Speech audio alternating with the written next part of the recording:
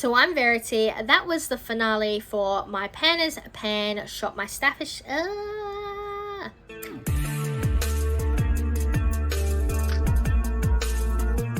Welcome back to my channel, and today I'm bringing you the finale for my Panner's Pan Shop My Stash edition.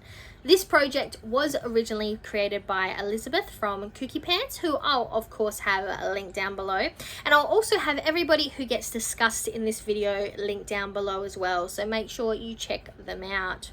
So the idea was that you select a panner and then select an item or product that kind of corresponds with that panner, and you use it up, hit a usage goal, etc, etc, then roll that panner out and roll in a new one. This is not the first time I have attempted this project, and I will link up in the cards my first time, which was a bit of an epic fail towards the end. And I will say that my Shop My Stash edition is probably not that far off from being an epic fail as well. What I decided to do was, on a bi-monthly basis, I would pull in items that match to a specific panner or content creator that I like and I view, and I would basically keep that item in my stash with the goal of only using it at least once a month. This update should have technically happened in November, but instead it didn't, and I've made the decision to actually finalize this project now, and I'm probably not going to bring it back up in 2022, and I probably will not do a Shop My Stash, or if I do, it will most likely be solely housed on my Instagram. And while I'm here talking, I've actually had a little bit of an idea popping into the back of my head, and I may actually continue a Panner's Pan Shop My Stash style series over on my Instagram, so maybe double check over there and see what I've decided to do. But here on the tube, I have decided to finish up the Panner's Pan, but let's go through the 5 items I had in this project for this month and see how we went. First up, for Amanda D, I had this rollover item, which is the Cinema Secrets makeup brush cleaner. But I was able to use this once since the last update, and I'm just going to say that I love this product, and I can in fact see what the hype is all about. And Amanda, you were 100% right in recommending this item. In saying that though, I only got this small bottle, and I did try to actually purchase a larger bottle through Beauty Bay, which is where I got this one from. And unfortunately, I could not, because the item I selected is not available within my country. So I'm not sure if that's because of the literage of the bottle, it was a larger bottle, or because of the product itself, but I was able to get this little bottle of it, so I'm not sure why that has changed now. But unfortunately, I could not get more of it in Australia. If anybody knows why that is, or knows where I can actually purchase this product, please let me know down in the comments, because that is one thing that is very difficult living in Australia. It is a lot harder to actually get a hold of a lot of items that especially YouTubers hype up.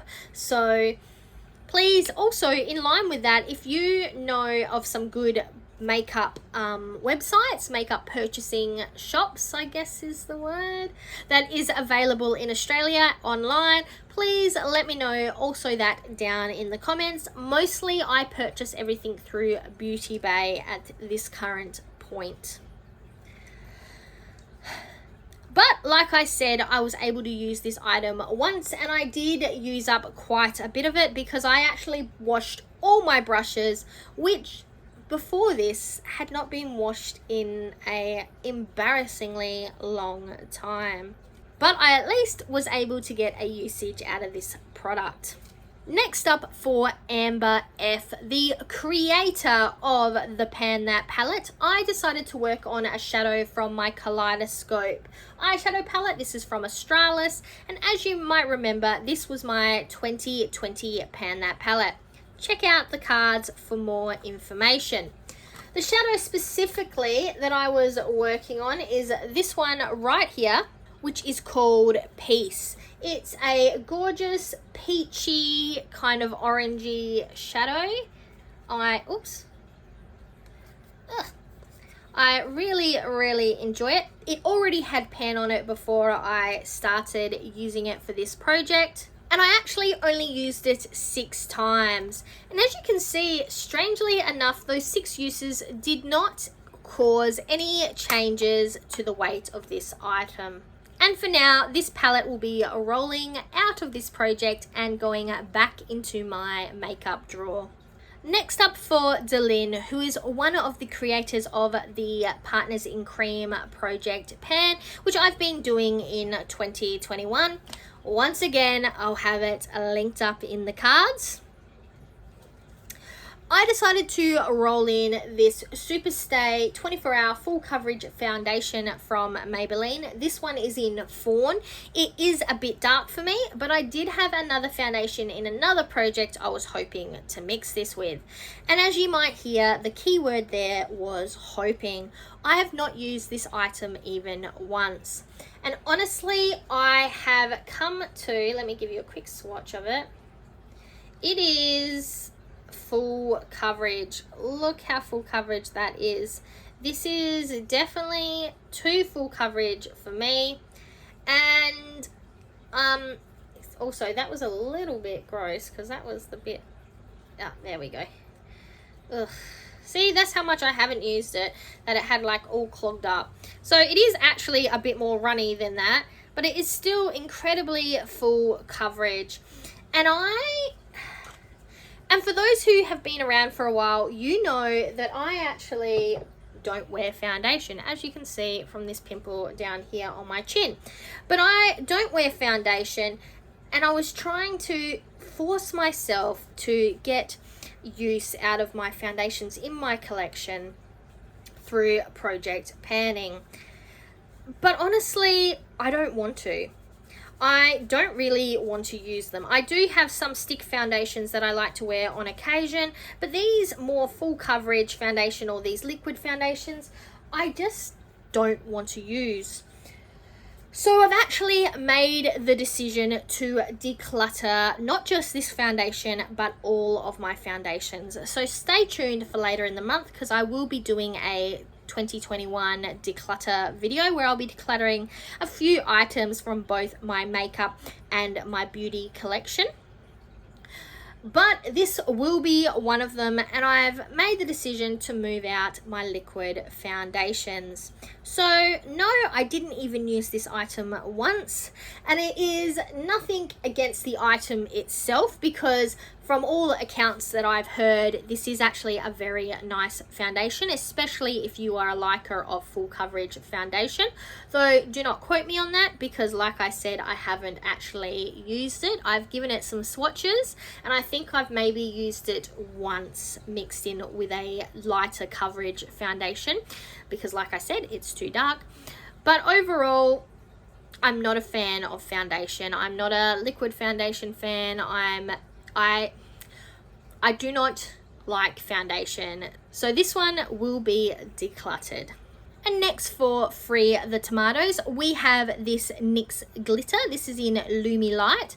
And I only actually used this twice since rolling it into this project, but I really did enjoy it. I'm quite happy to have this in my collection and I wouldn't mind getting some more of these going forward.